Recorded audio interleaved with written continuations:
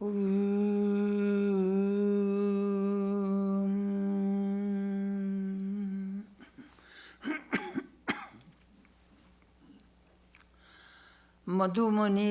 madhujanishe madhuvakshami madhubodhishyami madhumatim devebhyo vachamudya sagum shusrushenyam manushebhyam tang ma deva vantu shubhayo pitaro nuvadantu. Om Shanti Shanti Shanti. From the Yajurveda. I will contemplate only sweet things and produce only sweet things. I will bear only sweet things to others, and I will take only sweet words. I will talk only sweet words.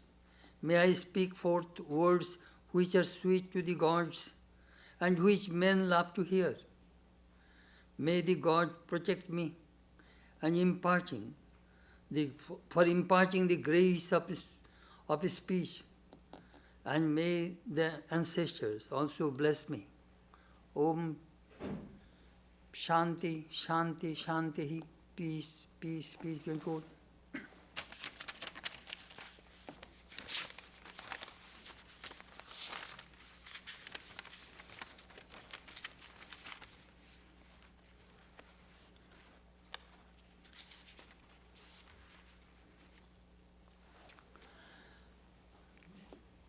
This morning our topic is Thoughts in the Gita, part 102.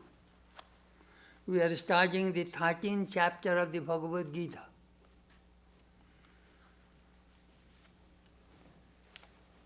Gita, as I told you many times, is a very, very interesting and important book in Vedantic tradition. It is the quintessence of the Upanishads. And if you read again and again, you will never get tired. Sometimes we read that book, we don't like to read it second time. But Gita, if you read even daily, you will never be tired and you will never be disgusted. Why? Because Gita speaks the truth, and truth never becomes old. And Gita is a book of life. When we read it, we see ourselves through the picture in the Gita.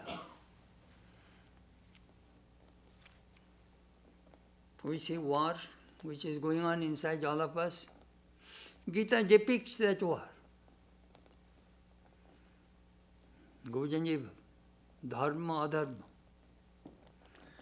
And Gita works like the mother. A mother always wants welfare of our children. So Gita wants us our welfare. Always guides us when we are confused. She shows the path, our goal, moksha, liberation. I remember a monk was going for tapasya in the Himalayas. And he was packing books in a suitcase. And another old monk came and said, "Hello, what are you doing?" "Well, I am going for tapasya, practicing austerity. And I am carrying some books." The old Swami said, "My goodness, are you going to write a thesis there or write a book? You are going for tapasya. Carry 2 books and that would be enough for you. Gita and the Gospel of Sri Ramakrishna. Morning you study the Gita.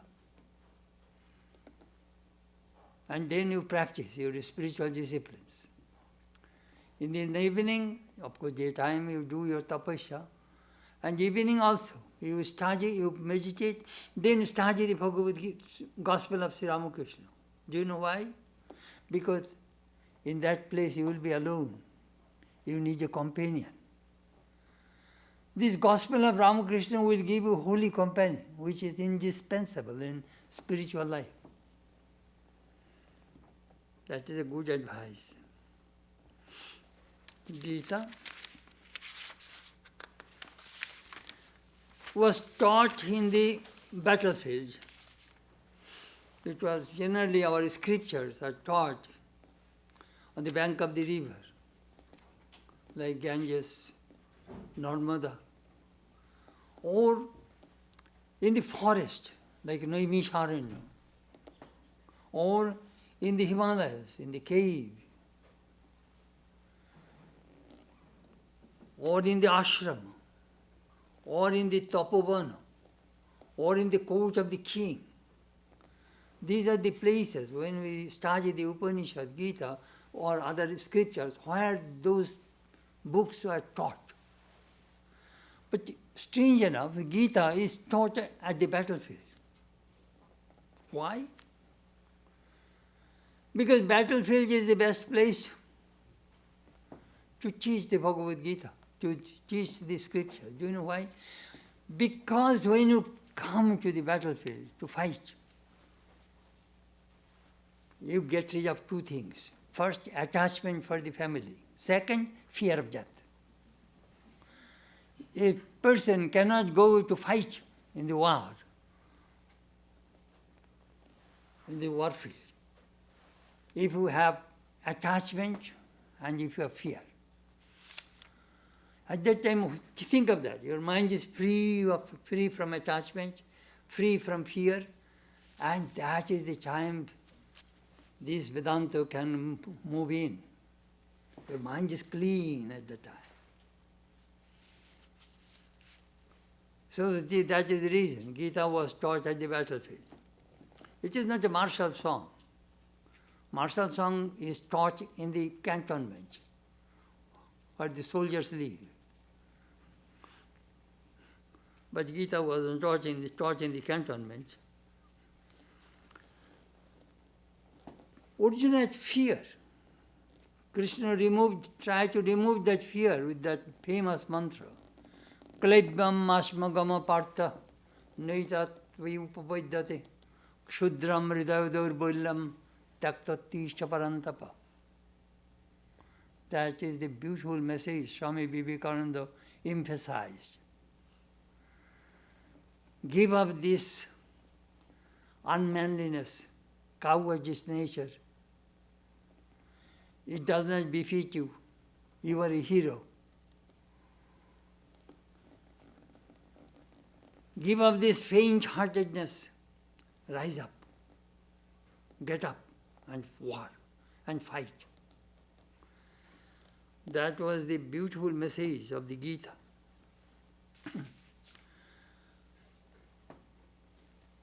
Arjuna, there is a saying in our language, Guru Krishna Vaishnaver tiner daya holo, eker daya binajip chhar khare galo. You have the grace of God, you have the grace of the Guru, but it did not contribute to your grace. So you will never succeed. Your grace means your self-effort. You got the grace of Guru, you got the grace of God, but you did not contribute to your grace. So you will never succeed. That Krishna reminded him. Self-effort, self-confidence, self-knowledge, Arjuna lost and collapsed on his chariot. But very interesting that what Arjuna had, nobody had in that battlefield. First, he had a wonderful chariot. Name of the chariot is Kopidhwaja. Mahavir Hanuman is protecting the chariot. That chariot will never get mechanical failure.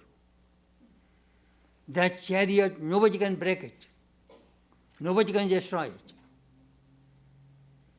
Think of that. You have a vehicle which never goes wrong. That kind of chariot Arjuna had. Kopidhwaja. Second thing we find, Arjuna has a bow. That bow was made from the backbone of a rhinoceros. That bow is a divine bow, belonging to fire god, Agni.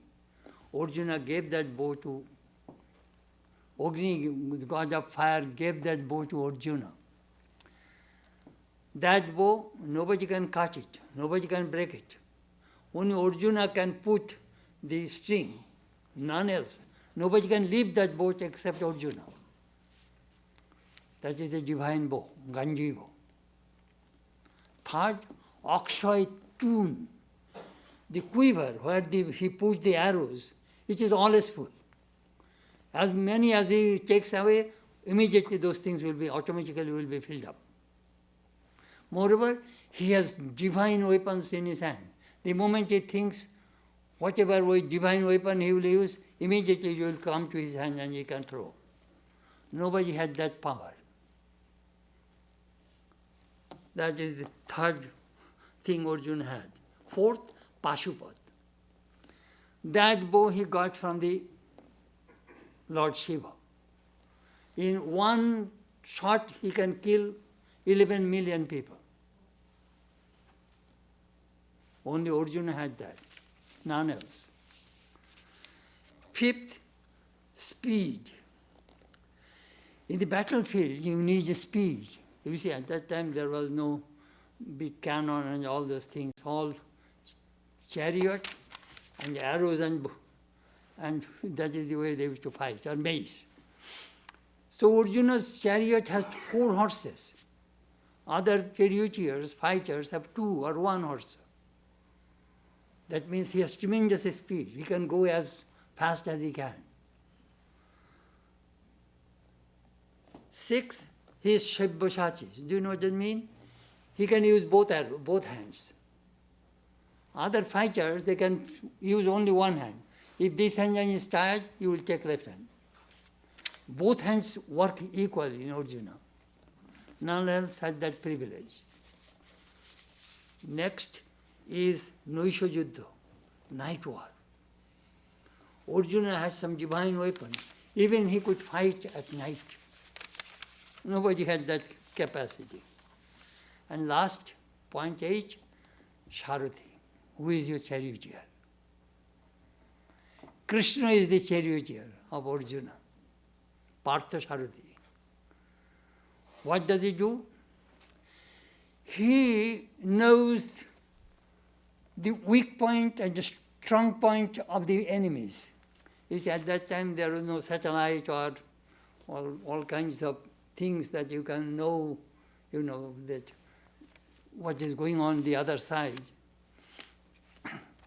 But Krishna, Sarvagya, all-knowing, he knows who is strong, who is weak, how to guide Arjuna. He drives his chariot accordingly. Despite all these advantages, what happened? Arjuna says, my bow fell down from my hand, my body is shivering.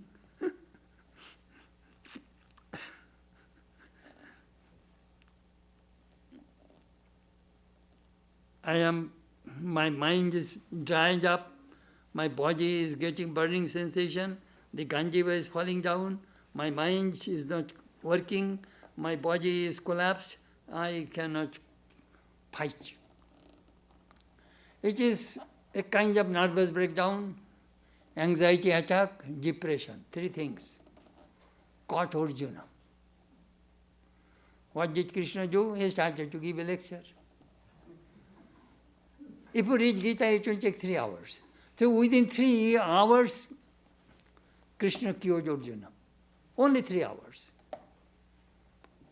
And says, I got back my memory, I shall fight. The man collapsed. Within 3 hours, if you read Gita, you will get back your strength, your understanding, your goal, everything. Very interesting. And where there is Krishna and where there is Arjuna, there is victory. That is the last verse of the Bhagavad Gita. Sanjaya told that old blind king, listen, the side Krishna and Arjuna, that side you will get victory. I tell you, I forecast. And that happened. That is a little bit story about the Gita I tell you before I begin my topic.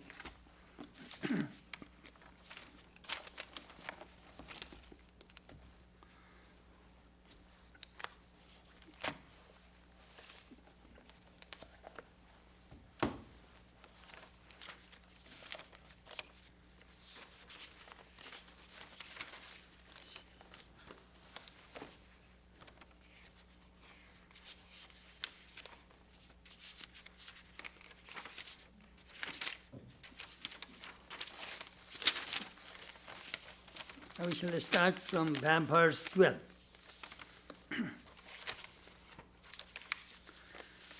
Name of the chapter is Kshetra, Kshetragya, Vibhaga Yoga.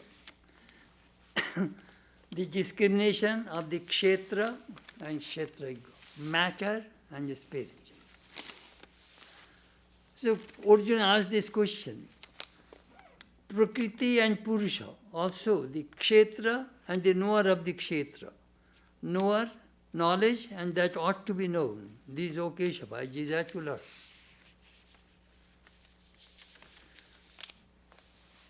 Krishna said, this body is called Kshetra, and the one who knows it is called Kshetragya, by those who know them. This human body, our bodies, this is the field. And the person who is living inside the body is called Kshetragya, Brahman, God. I want to know the difference of these two, matter and spirit, Kshetra and Kshetragya. So we already discussed elaborately about the Kshetra, the field.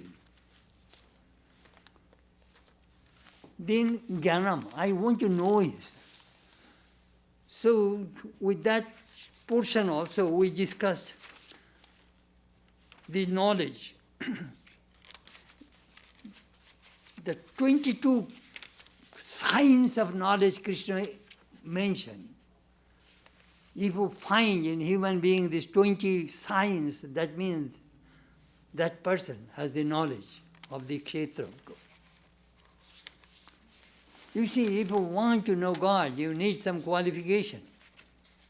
So Krishna mentioned, these are the 20 qualifications I am telling you.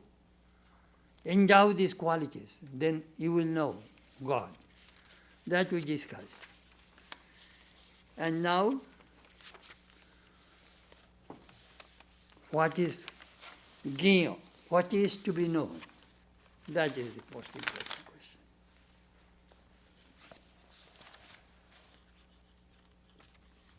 What is to be known?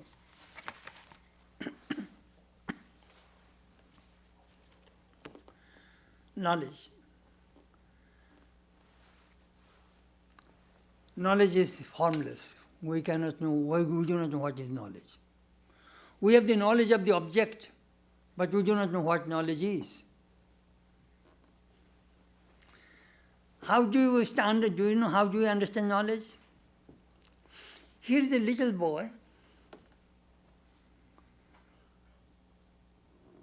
gave some money to a poor man who is walking on the street, starving. What do you see? His love and compassion. This little boy's love and compassion for this poor boy. What kind of knowledge you have? Oh, this boy is compassionate. So we have the knowledge of the compassionate, seeing the action of that little boy. That is the way knowledge works. Your generosity proves that you are generous. Your action tells me that you are generous. How do you get knowledge? But you do not see the knowledge. But knowledge manifests from your system. How it works. That is called knowledge. Same thing, love. You cannot define, you cannot demonstrate what love is. Can you show me what is love? Love is not an object. Oh, I love you. It doesn't make any, oh, what you love me? How shall I know that you love me? I'm just telling you, these things manifest through action. Very interesting, knowledge, love, I love you, all these words we use. What is love? Narada says, Mukha Swadunavad.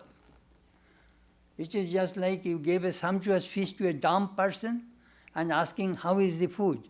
Seeing his facial expression, you know this person really liked your food.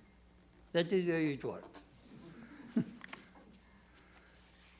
So Gyaner Sadhan, how to practice knowledge, and Gyaner Lakshan, and the science of knowledge, Krishna mentioned through 20 adjectives. Simplicity, forgiveness,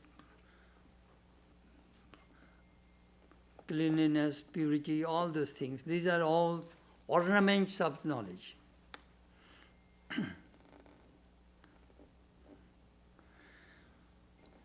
So he explained the external expression of knowledge, and now he is talking about what is true knowledge. Knowledge of the self, knowledge of the Atman. How to know it? How to know God? That he is going to tell us today. What to be known. In the Upanishad,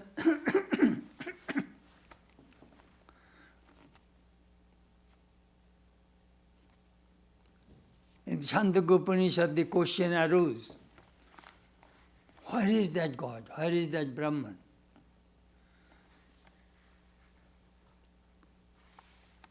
Idam asmin brahmapuri dharam punjarikaksham veshma dhaurasmin antarakashatasmin jatanta sarnishtibhya sabhijigyansitebhya.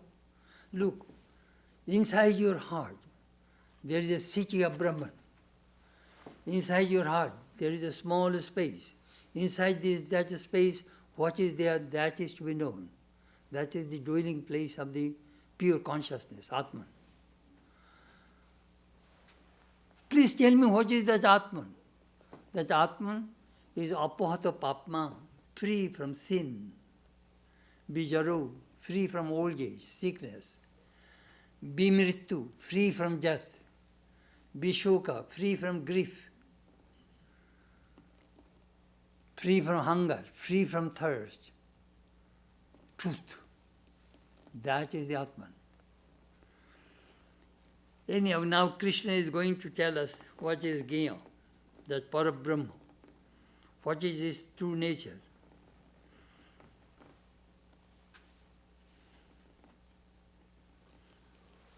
That Krishna is going to tell us.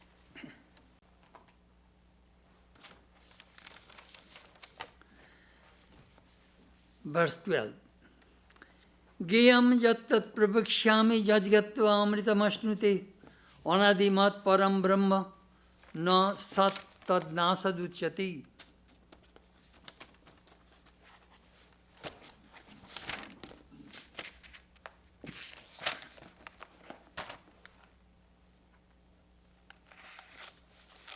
I shall describe that which has to be known, knowing which one attains to immortality, the immortal Supreme Brahman, which is called neither being nor non-being. Very interesting.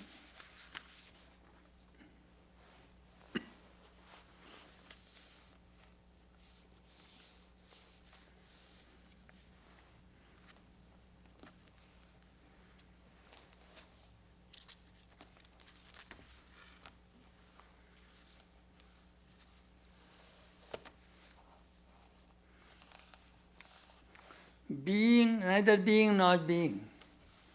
He is neither Shat nor Ashat. Shat means, how do you understand Shat? Existence. This chair exists. This house exists. Ashat means zero, shunya, void.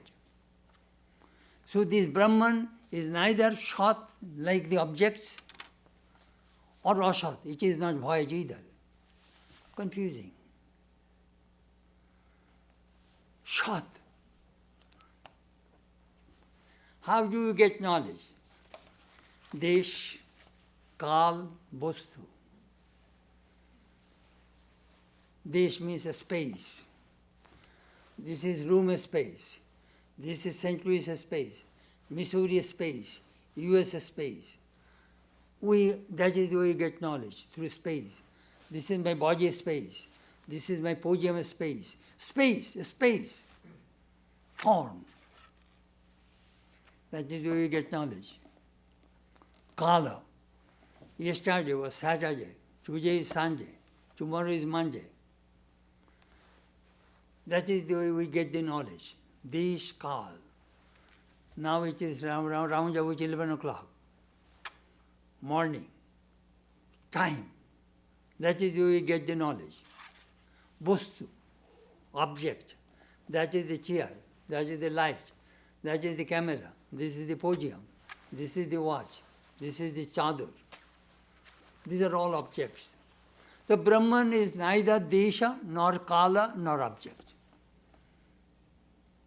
Negating everything. Brihadaranyaka Upanishad used 22 negative words. Asthalu, Ananu, Arasama, Dirgama, Shuklama, Krishnama, Aloitam. No, nothing. Whatever concept you have, destroys all concepts. Then what is that Brahman? That he is going to tell us. Which is neither the object, nor Shat, and neither void either. It's a very strange thing, very confusing thing. It is Brahman.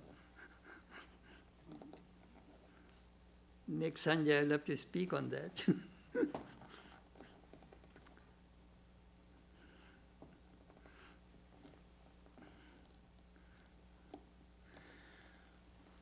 Buddhi Gyan, Atma Gyan. Knowledge of the intellect, that we see these objects, and knowledge of the Atman. I sometimes give an example. Can you sit on your own shoulder? No. You cannot sit on your own shoulder. Somebody can sit on your shoulder. So if you want to know Atman, that means know thyself. Ami amake jane. Let me give an example. In Vedantic tradition, there are two ways you can know. One way is Shashang Veddo and Parashang Veddo. Shashang Veddo means seeing your face, I cannot tell you whether your stomach is full or not. Only you know. That is called Shashang Veddo. The person who knows Brahman, he knows. And Parashang Vedda means, seeing you, I can tell you that whether you are a knower of Brahman or not. How? I know the scriptures. I know all the signs of a knower of Brahman. I shall put all those signs on you and then I can tell you that really you are a knower of Brahman. That is called Parashang Vedda. From external science will prove that whether you know Brahman or God. That is the way it works. Shashang Vedda.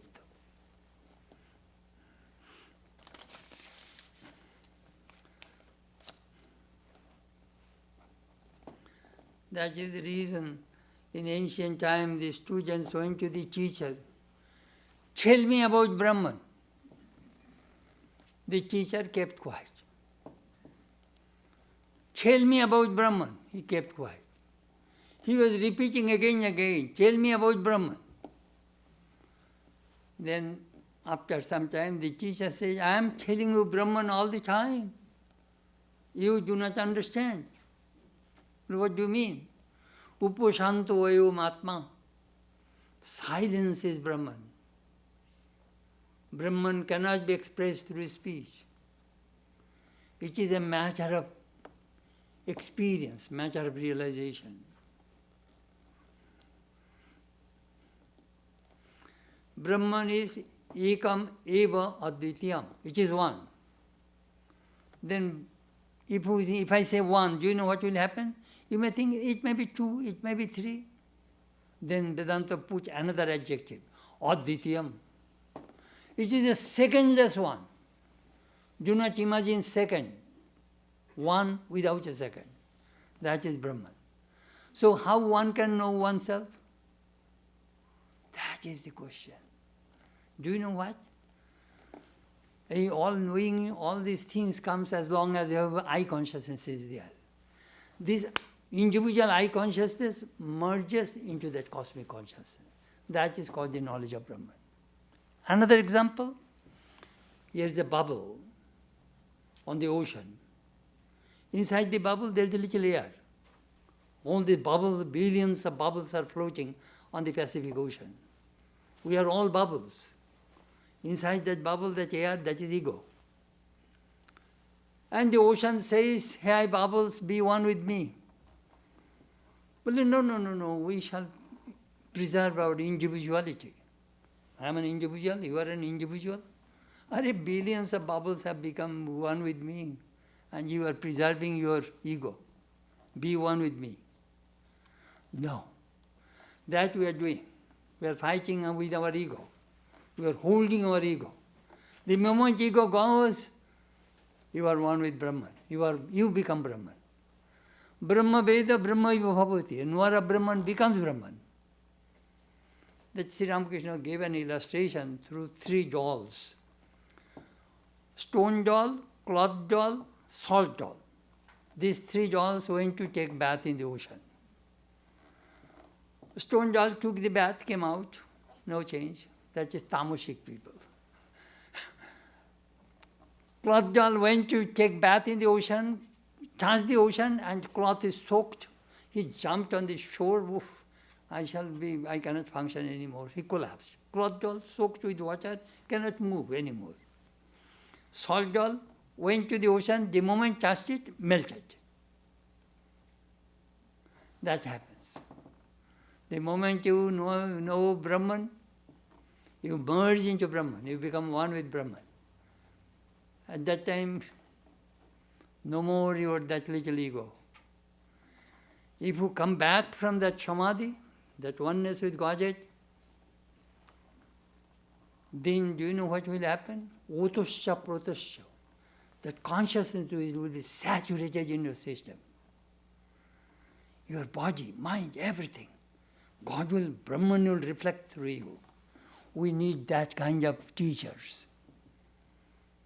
Brahma Guru. When this Sri Ramakrishna's body emanating with consciousness. Swamiji.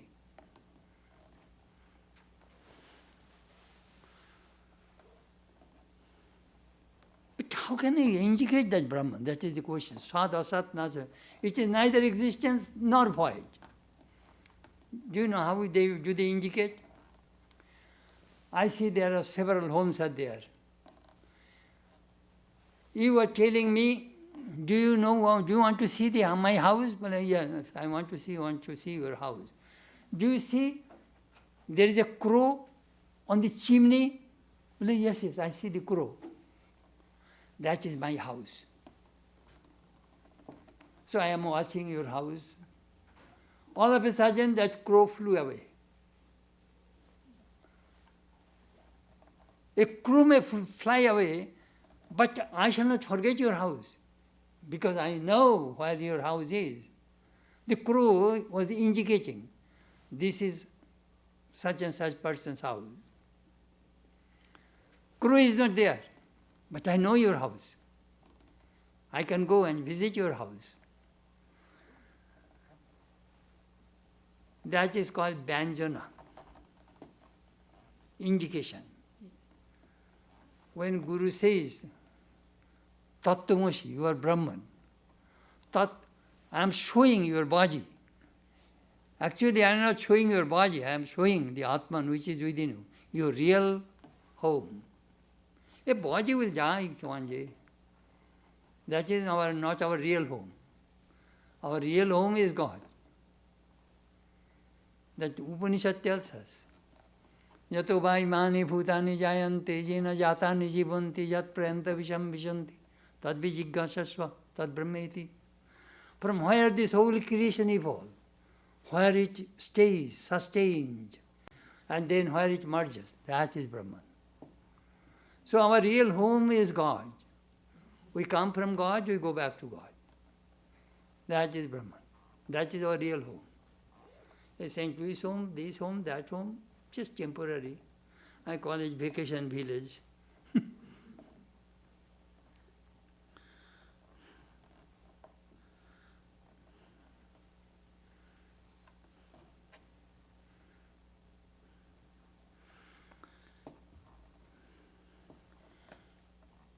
Yoga Chitta Vritti Nirodha.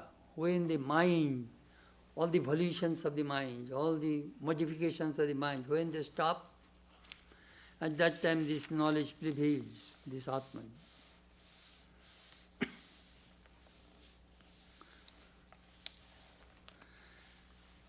In Vedanta tradition, we use three words: Jnana, Gyo, Gatha.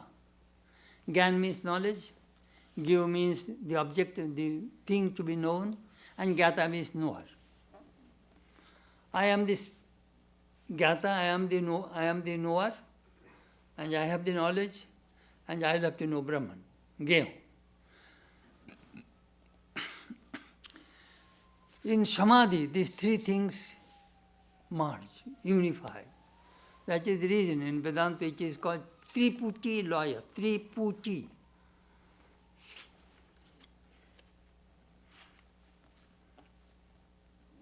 The elimination of the distinction between the three, that is called Triputi.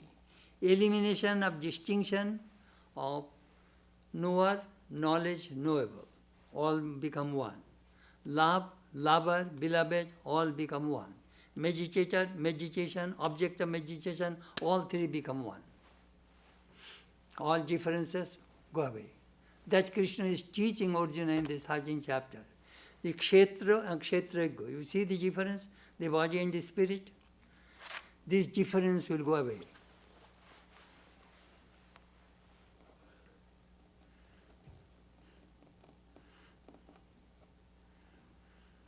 Another interesting thing. A scientist knowing the atom does not become the atom. You are a scientist or a chemist. You know the chemicals, but you do not become the chemical. You have the object of knowledge, but you do not become one with that object. But the difference between knower of Brahman, knowledge of Brahman is, the knower of Brahman becomes Brahman. It becomes unified, one with that. That is the difference between the intellectual knowledge and the spiritual knowledge. It merges.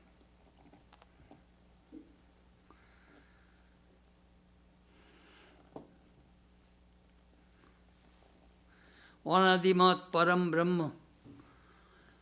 This that supreme Brahman of the nature of pure consciousness is Anadi, beginningless. Time does not touch it. Anything untouched by time is immortal. What else is immorality? Time acting upon a thing is called mortality. That is all. Beyond time is the region of the immortal.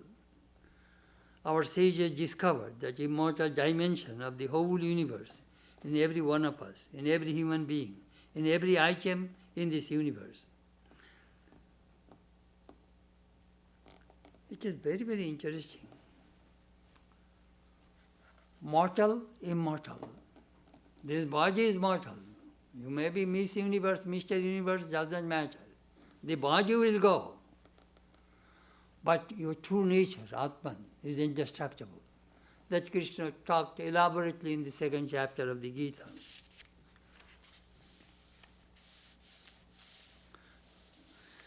Then another thing, if Sri Ramakrishna has a conversation with Ishachandra Vidyasagar, a great scholar, he says, everything has been uttered, expressed, but the Brahman cannot be expressed. Uchishta only. And this word is undefiled.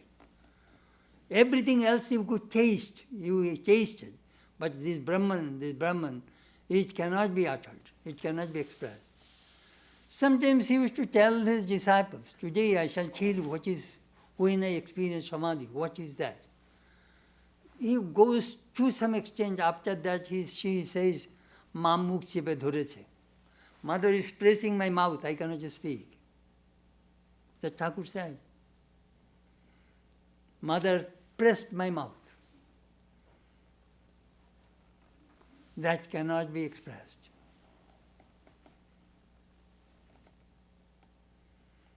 My teacher used to say, holding the cow, horn of a cow, you say this is a cow, this is a buffalo. But Brahman is not an object like way that you can say that this is this, this is this. Abang manasa gocharam, which is beyond mind, beyond speech. And that we want to know. How can I know? All the mystics, the Christian, Buddhist, Jewish, Hindu, Sufi, all admit that final stage is maunam, dakkhanam, silence. Speech stops there.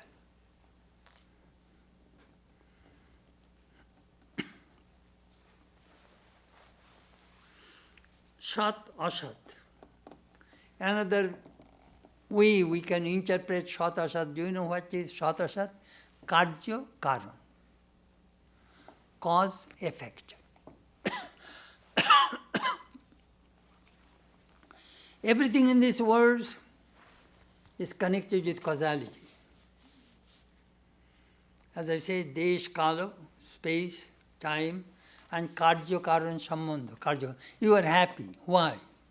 You did something good. You are unhappy. Why? Because you did something bad. Whole world is all karma. Your happiness, misery, nobody made it for you. You did it for yourself. Each one of us. The famous song is there. Tosh karo naigo masama, ami shakato sholile jube mori shama. No one to blame, mother. It is my own well which was dug by me. I am drowned there. It is all love karma. Karya karan sambandha.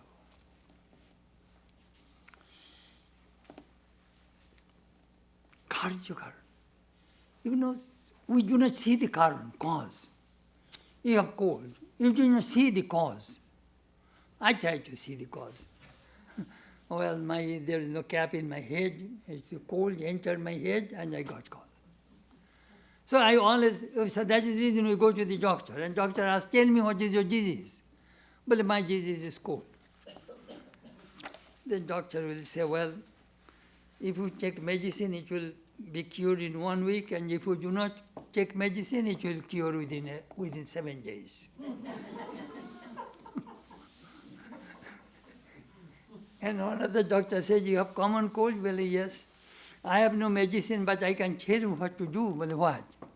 You take a hot shower, then come out and stay bare body with open your chest, stay in the cold, then you will get pneumonia. I have the medicine.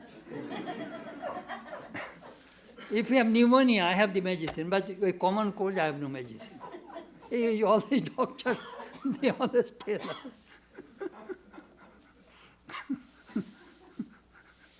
Pneumonia has very powerful antibiotic which will cure you.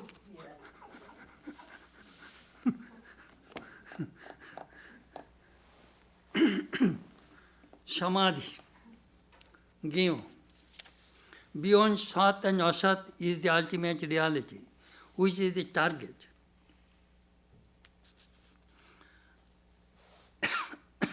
Of our knowledge seeking. We want to realize the truth. It is called Gyam. So this Gyam, the object, the thing to be known, belongs to a different category. You can conceive of and also name the rest of the world, the universe, which is Vyakta or manifested. In fact, we conduct our life only by naming things and making a concept of things.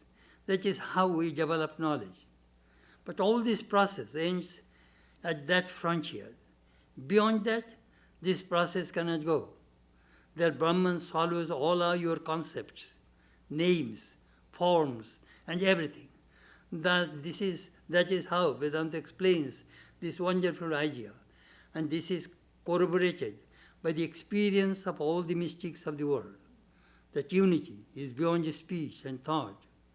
You can just be it. You can just experience it. That is all, nothing else. Speech cannot explain what that is.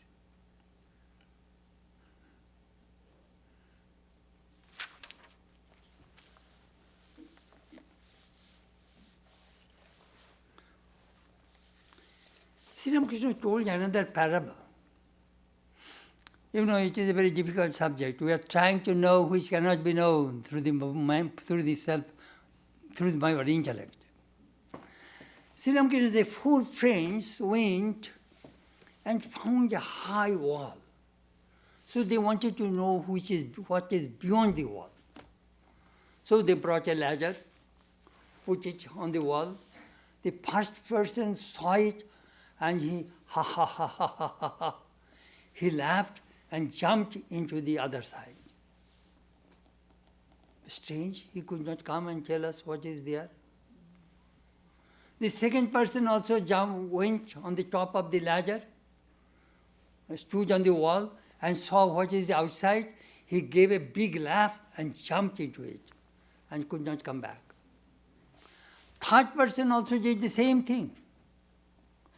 The fourth person got up, he saw outside, and then he came back. He came back to tell the people, those who are waiting outside and below on the ground, tell us what is beyond that wall. That person is Avatar, Sri Ramakrishna. That person is a knower of Brahman, who knows what is the outside, the other side of the wall. Just came to tell us, look, there is a fountain of bliss. Those people merged, 3 people merged into that bliss. They did not come to tell you that what each is. I am the experiencer of that bliss. I am telling you what it is. That person is Avatar, Sri Ramakrishna. That person is the knower of Brahman. He comes to humanity to tell what is beyond this Karjakaran, cause and effect. That is the final cause. Mahakaran, according to Vedanta. Very interesting, this subject. You know, sometimes we want to know what is the truth.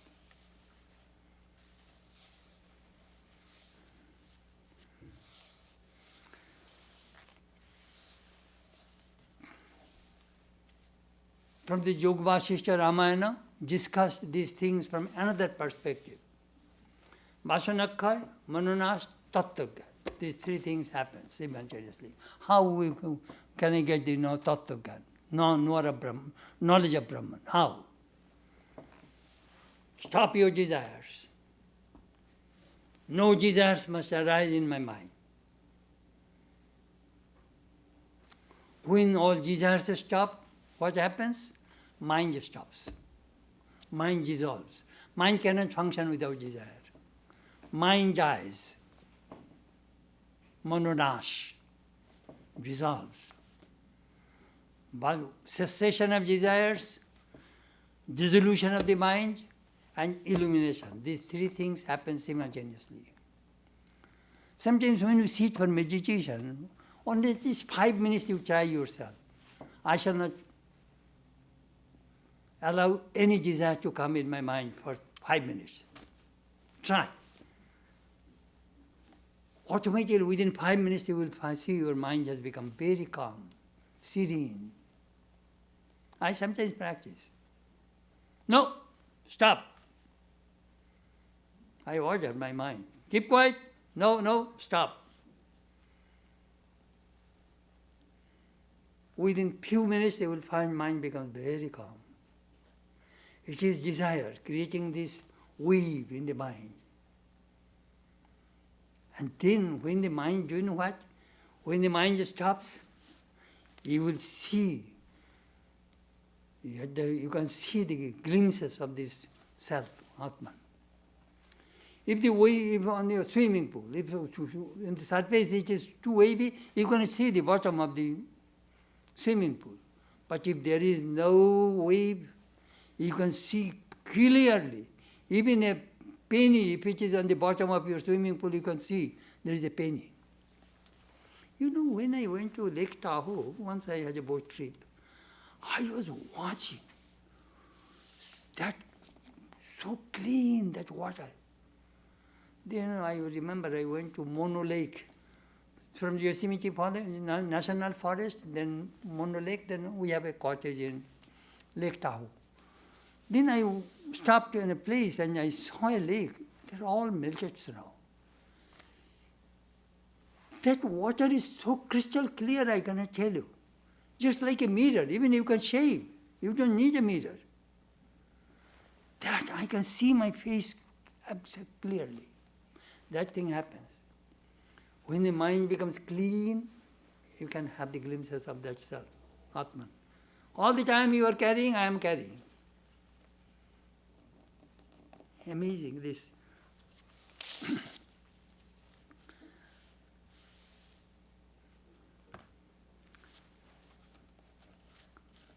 There is another very interesting verse in the Kena Upanishad. Abhigyatam vijanatam vijnatam abhijanatam. He who says, I know, he does not know. He who says, I do not know, he knows. That means he cannot say that this Brahman is an object of knowledge. Next verse. Sarvata pani padam tat sarvata ukshi shiru mukham sarvata shrutimant loki sarvam avrita tishtati. With hands and feet everywhere, with eyes, heads and mouths everywhere, with ears and everywhere in the universe that exists pervading all. This is my favorite verse. Sometimes quite often I repeat it. That gives me the knowledge of humanity. Sarvata Panipadam, the God's, Pani means hands, Padam means feet. His God's feet and hands are everywhere. All of the hands and all the feet of human beings belong to God. Sarvata Pani, Padam, Tat, Sarvata, Okshi, Shiromukha. Okshi means choke. Shir, means head. Mukham, mouth. All mouths, all eyes, all heads belong to God. That means all human beings, heads, mouths, eyes, all senses, all belong to God. Scripture says so. Krishna himself, God is telling, look, I dwell all these human beings. There he was negating everything. And now he is bringing the positive things. Don't think I do not exist. No sat, neither karja, not karan. I am neither cause and effect. All these things I just told you, my absolute true nature. But look, I also manifest. See this manifested nature. Sarvata shrutimal loke sarvam avrita tishtati, all your years. And do you know what? I encompassed, I pervaded everything. Everything belongs to God. You know, this Vedantic concept is so beautiful. When you have this knowledge, you cannot hate anybody, you cannot kill anybody, you cannot do any harm to anybody. Whom shall I harm?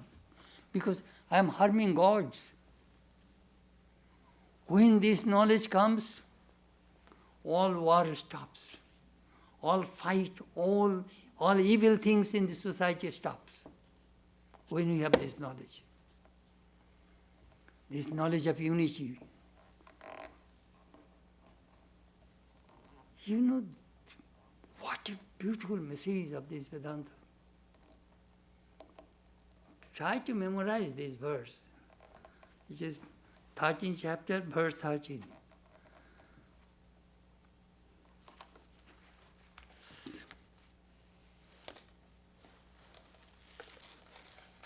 To me,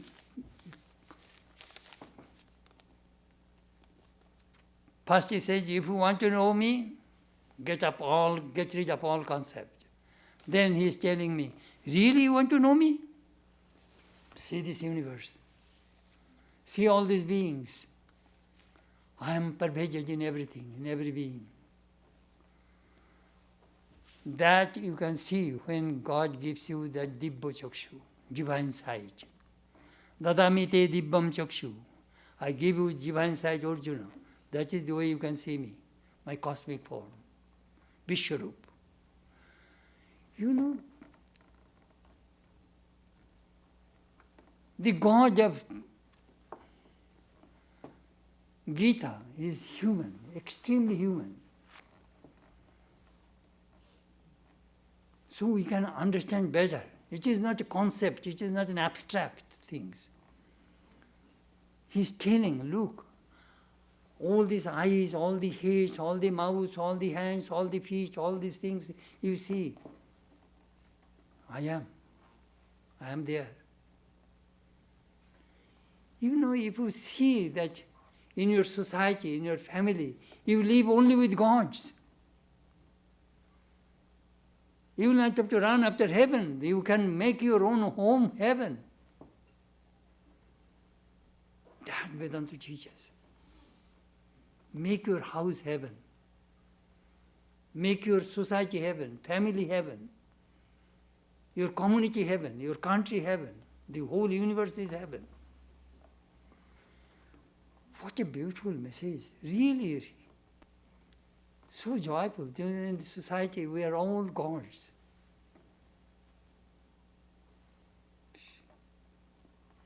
Last Thursday, we had a interfaith dinner. I gave an opening chant, then I had food. We are 500 people from all religions of these religious communities in St. Louis. We are there in St. Louis University. Anyhow, I was watching these 500 people with different faiths. They are all under one roof. They are not fighting. They are eating, chatting, talking, smiling. That's good. That is the way we know each other. We break all of our barriers. The auxiliary archbishop is a very good person. We are talking together. We have a nice time at the dinner table. Anyhow, I'm just telling that how all these things I was telling yesterday in Kansas City, all these things happened after the Parliament of Religions of Chicago in 1893. I told that American people brought all religious leaders of the world on one platform. It never happened. This is the first time in the religious history of the world American people demonstrated in Chicago in 1893.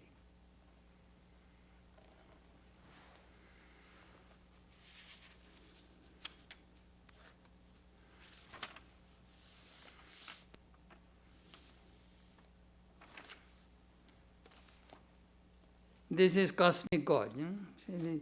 The Sarvata Panipadam, that we find in the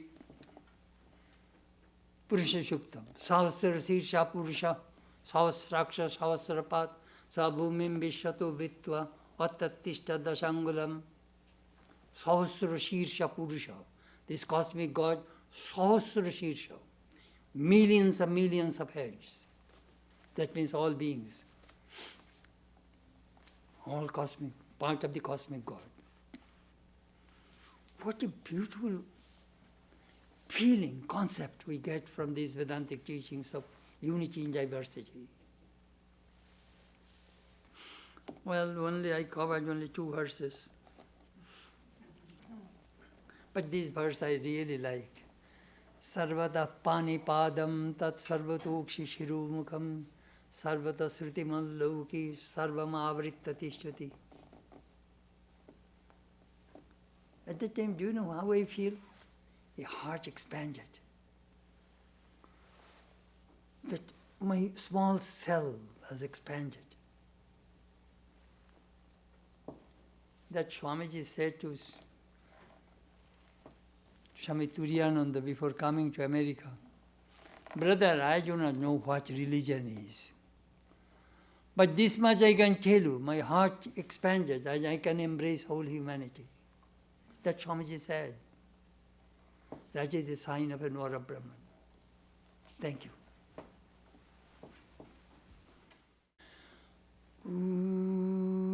Tumeva mata cha pita tumeva bandhusya sakha tumeva vidya dravinam tameva sarvam mama deva deva.